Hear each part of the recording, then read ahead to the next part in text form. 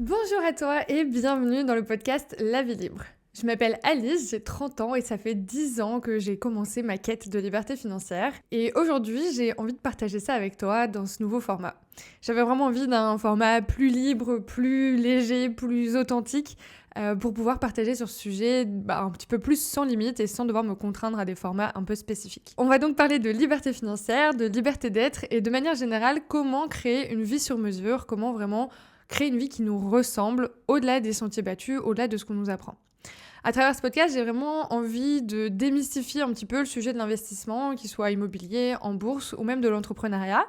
Et j'ai envie à chaque épisode de te montrer un petit peu plus ce qui est possible, d'ouvrir ton champ des possibles pour que tu puisses trouver aussi ce qui va te correspondre à toi et ce qui va te permettre de créer ta propre liberté financière. La liberté financière, on en entend beaucoup parler sur Internet, mais c'est souvent les mêmes discours et les mêmes types de personnes qui en parlent.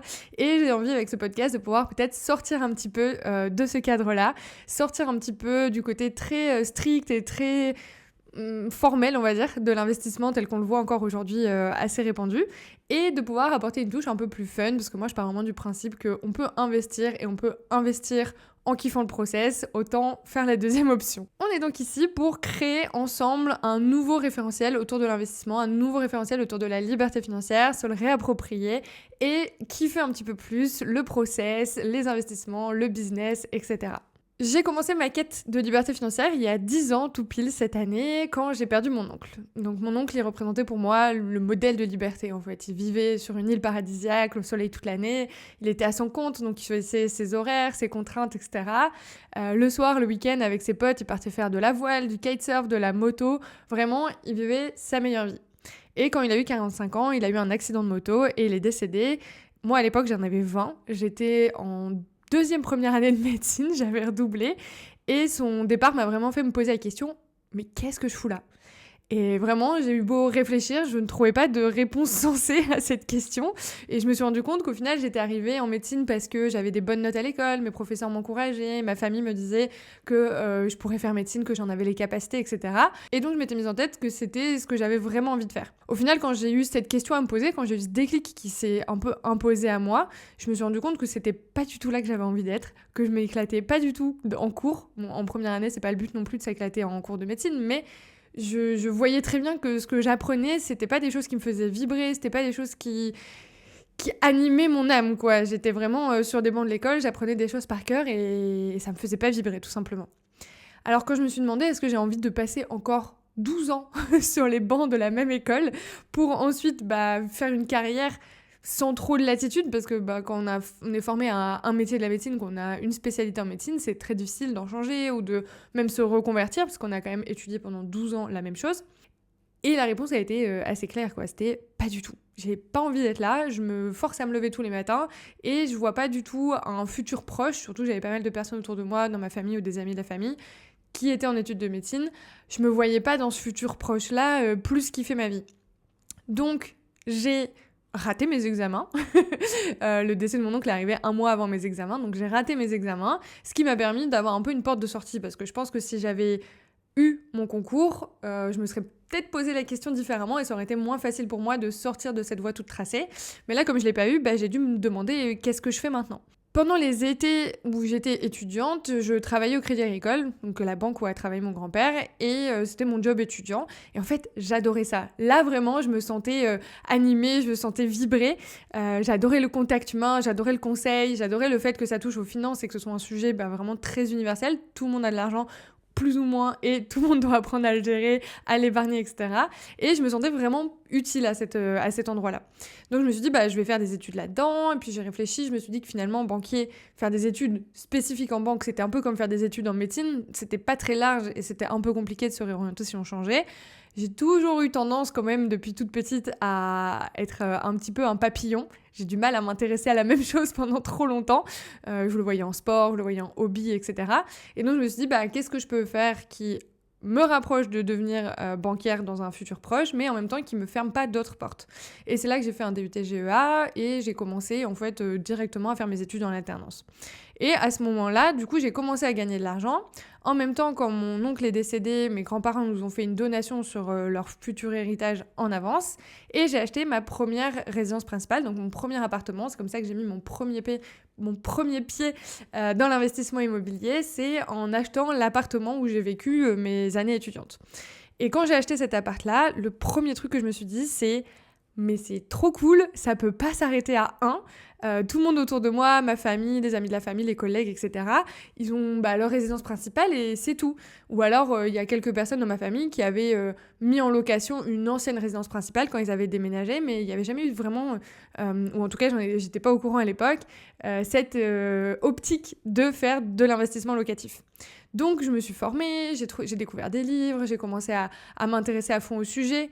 Je vous mettrai les références, mais moi, les deux ressources qui m'ont le plus aidé à m'imprégner de cette quête de liberté financière, en fait, c'est le livre L'investissement immobilier locatif intelligent de Julien de La Grandane, où là, vraiment, c'est très théorique. Très très théorique, mais c'est toutes les étapes pour faire un investissement immobilier locatif intelligent. Et donc ça m'a vraiment appris la façon de voir les choses et la philosophie de on peut acheter un appartement pour y habiter ou alors on peut acheter un appartement pour gagner de l'argent avec. Et c'est ça qui m'a un peu mis le pied dans l'optique de en fait la liberté financière c'est possible.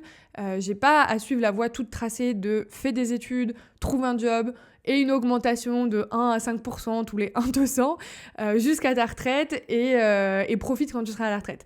Là, ce plongeon avec ce livre-là, il m'a vraiment permis de me dire il y a une autre façon de faire qui est possible et maintenant à toi de choisir. Là vraiment c'était un peu le pilule bleue, pilule rouge dans Matrix. T'es au courant que ça existe, t'as le choix de faire comme si de rien n'était, retourner dans ton job salarié, donc j'étais alternante à l'époque mais c'était salarié, et de ne pas agir là-dessus, ou alors tu as le choix de plonger dedans, choisir de prendre cette voie-là, peu importe le temps que ça prendra, peu importe les efforts que ça te demandera, peu importe tout ce qu'il faudra faire pour construire cette liberté. Maintenant, tu sais qu'elle est possible, donc le choix t'appartient.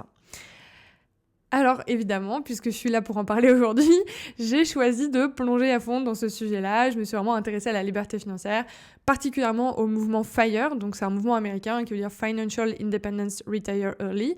C'est vraiment un peu le mouvement qui a rassemblé, qui a commencé à fédérer des personnes autour de cette quête de liberté financière, avec une approche, on va dire, un peu radicale pour les Américains, où on vivait vraiment... ce qu'ils proposent, eux, c'est de vivre du strict nécessaire et de tout investir, et d'avoir des jobs ultra bien payés pour pouvoir tout investir en bourse et partir à la retraite à 30 ou 40 ans. De là se sont développés des mouvements un peu annexes ou des versions du mouvement FIRE un peu moins strictes et un peu moins intenses, on va dire. Et puis forcément, quand c'est arrivé aussi en France et en Europe, ça s'est adapté à la culture française européenne qui est beaucoup plus épicurienne et qui a besoin de pouvoir profiter même dans l'instant. On n'est pas forcément très habitué à la gratification délayée, reportée dans le long terme, on va dire. Et donc moi c'est comme ça que j'ai fait un petit peu ma petite tambouille, j'ai pris ce qui me plaisait aux États-Unis, j'ai pris ce qui me plaisait dans ma vie aujourd'hui, et puis j'ai décidé de construire ma liberté financière étape après étape, sans mettre toute ma vie et tous mes kiffs de côté, mais en choisissant mes priorités et en concentrant mes ressources et mon énergie vers la direction qui était pour moi devenir libre financièrement. Donc tout ça, ça m'a amené à investir dans l'immobilier, à entreprendre, à investir en bourse, etc. Je reparlerai un petit peu de mon patrimoine et de mes projets immobiliers dans d'autres épisodes plus en détail. Là, je veux plus planter le décor que vraiment rentrer dans le détail. Et ça m'a amené à devenir libre financièrement à 27 ans. Alors ça veut dire quoi ? Pour moi, devenir libre financièrement, c'était pouvoir remplacer mon salaire par des revenus locatifs. Moi, j'avais vraiment fait un all-in sur le pilier de l'immobilier parce que c'était pour moi celui qui me paraissait le plus stable. J'en reparlerai aussi quand je parlerai de mon parcours, mais je viens quand même d'un milieu où on fait attention à l'argent, où on a un peu peur du manque, etc. Et naturellement, moi, je voulais me tourner vers un pilier qui était stable, qui était fiable sur du long terme, etc. pour me dire... Là, je me sens libre financièrement. Et donc, quand j'ai atteint les 2 000 €, c'était le salaire que je gagnais à l'époque net, quand j'ai atteint 2 000 € net de revenus immobiliers, là, j'ai considéré que j'avais atteint ma liberté financière, j'ai quitté mon job et je me suis lancée à temps plein dans les projets qui me passionnaient. Il se trouve que les projets qui me passionnaient, c'était accompagner d'autres personnes sur leurs projets immobiliers, parce que j'ai vraiment tellement adoré ça. J'ai trouvé ça tellement d'utilité publique, en fait, d'apprendre à investir de manière intelligente et de se dire, en fait, j'ai une capacité d'emprunt. Je peux tout mettre sur une résidence principale ou une résidence secondaire qui me ramènera pas d'argent. Ou alors, je peux choisir d'investir dans du locatif, gagner de l'argent, faire en sorte que l'argent qui rentre, il soit indépendant de ma quantité de travail et mon temps de travail à moi, au bout d'un moment quand on a mis en place le projet, et ensuite que l'argent qui rentre vienne payer par la suite ma résidence principale.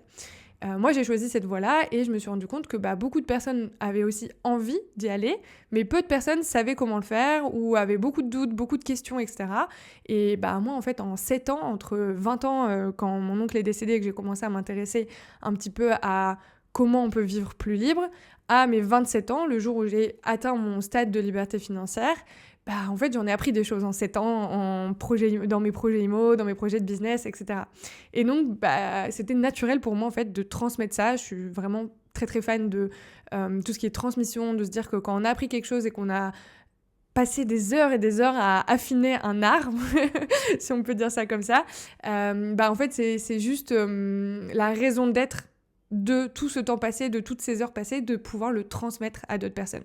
Et donc c'est comme ça que je me suis lancée dans le coaching immobilier, puis dans le coaching en liberté financière, parce que je me suis rendu compte au bout d'un moment que oui, c'est trop cool l'immobilier, mais ça reste un outil. Et moi, ce que j'avais envie de transmettre, c'était pas l'outil, c'était l'œuvre qu'on pouvait construire avec. Donc, on va dire que si on prend une statue comme analogie, l'immobilier, on va dire que c'est le burin qui permet de tailler la pierre, et la liberté financière, c'est la sculpture finale. Et moi, ce que j'avais envie d'apprendre aux gens, c'était à faire la sculpture finale, c'était pas juste à utiliser un burin.